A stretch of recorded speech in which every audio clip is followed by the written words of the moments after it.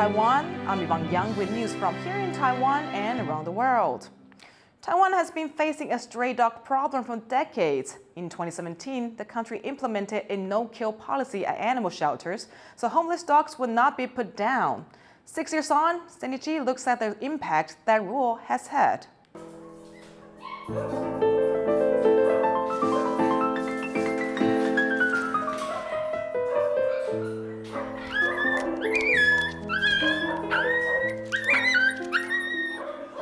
Dogs being dragged into a room to be put down in an animal shelter.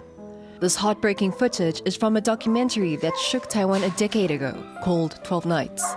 It's a film about stray dogs that end up in shelters. Back then, homeless animals could only stay in these facilities for around 12 days.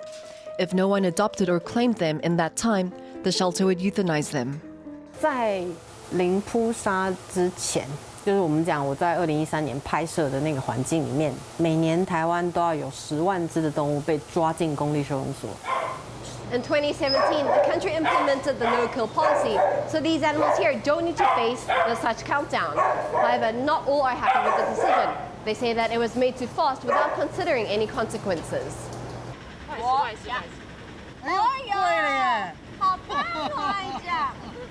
Banqiao Animal Shelter is one of the 8 public facilities in New Taipei City.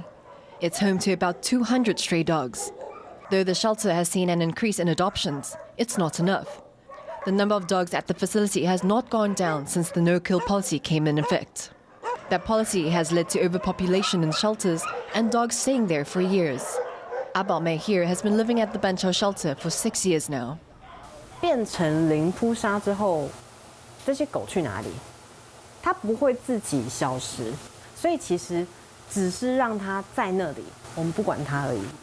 Government figures from 2018 show there were around 146,000 stray dogs in the country. That number grew to just under 160,000 in 2022. But Taiwan's public animal shelters only have a total capacity of 8,400. As the number of stray dogs increases, so does the number of problems, like more traffic accidents and more attacks on protected wild animals. 流浪动物其实它生活在野外，那在它可能跑到林子里面，或是野地里面去，那跟它重叠的野生动物就会造成可能被攻击，或是它的栖地被破坏。 In central Taiwan's Nantou, one wildlife rescue center says over 280 wild animals have been killed or injured by stray dogs since 2018. 那影响最大的应该是穿山甲。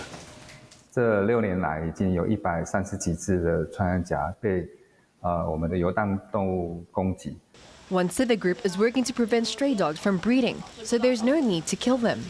Faith for Animals operates across much of northern Taiwan, catching strays, neutering them, then releasing them back to where they found them.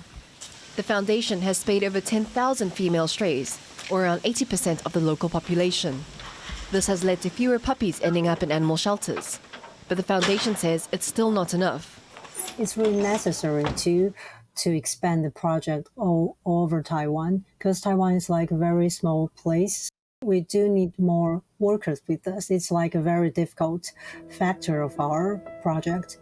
The number of strays across Taiwan is still climbing, but efforts to slow the growth are showing results. Groups like Faith for Animal believe that it's more humane to prevent the animals from entering the world than it is to take them out of it. Klein Wong, Kamashu and Zanny Chi for TaiwanPlus. An increase in the number of stray dogs is threatening local leopard cat populations, which are critically endangered in Taiwan. Conservation groups report that 1 in every 5 leopard cats is killed by stray dogs. Conservationists have been trying to increase wild leopard cat populations, but stray dogs could reverse these efforts. Leopard cats are the only surviving wild cat species native to Taiwan. Dogs also threaten other species, such as Chinese pangolin. Experts say that people should stop feeding strays to help reduce their numbers. Most vacations don't include a special trip to the barbershop, but in the latest episode of our series, Where's the Mayor Taking Us?, Andrew Ryan visits the southern Taiwan city of Tainan to find out how a shave and a haircut has become the newest way to embrace slow travel. If you drive through the city of Tainan, you might find yourself stuck in a roundabout like this one.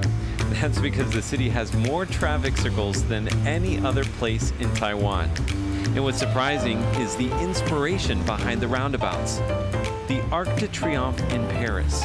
When the Japanese occupied Taiwan in the late 1800s, they had trouble navigating the streets of Tainan, and they looked to the French capital for a solution.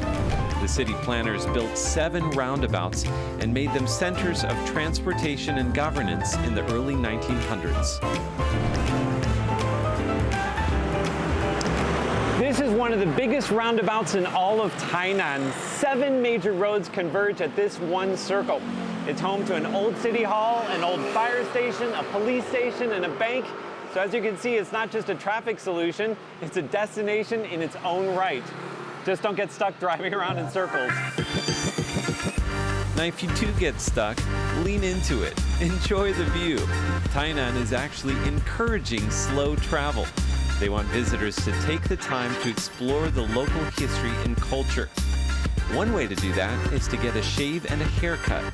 Turns out that Tainan has the highest density of barbershops of any city in Taiwan. 理容院，因为它有很多文化的气息，所以我们推荐很多外来的朋友去那边尝试一下。那其实台南市生活步调比较慢，很优雅。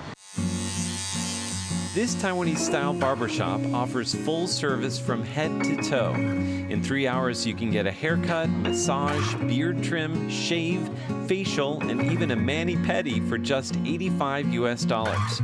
The owner, who's run the business for almost 50 years, is proud of what she has to offer. 我感觉我安尼行安尼，我做满意的，互人去头剃水，啊，做送搁放金路放送，这是我上大的欢喜。 With the influx of modern hair salons, it's been hard for traditional barbershops to compete. But Huang's daughters got creative, sharing the stories of the family business online. These days, 90% of their customers are from out of town, people looking to get pampered in the embrace of old Tainan. When I heard that barbershops in Tainan were making a comeback, I was skeptical. I mean, I didn't imagine spending a couple of hours of my vacation doing this. But after a shave and a bit of a massage, I think I'm starting to understand the allure of slow travel.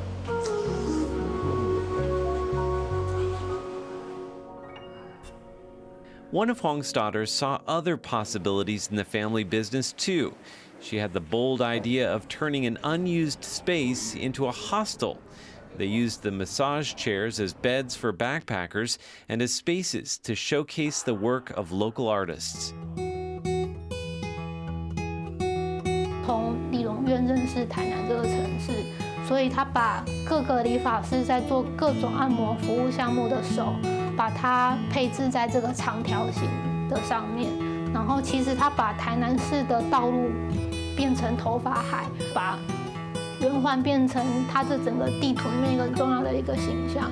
然后所以其实圆环代表客人的身体，可是也代表这个城市。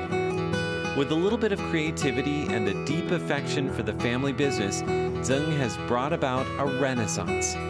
The old barbershops of Tainan were facing an uncertain future, but now they're part of a slow travel revolution, offering visitors a deeper way to connect with the city and its people. Justin Wu, Scott Huang, Peachy Drong, and Andrew Ryan for TaiwanPlus.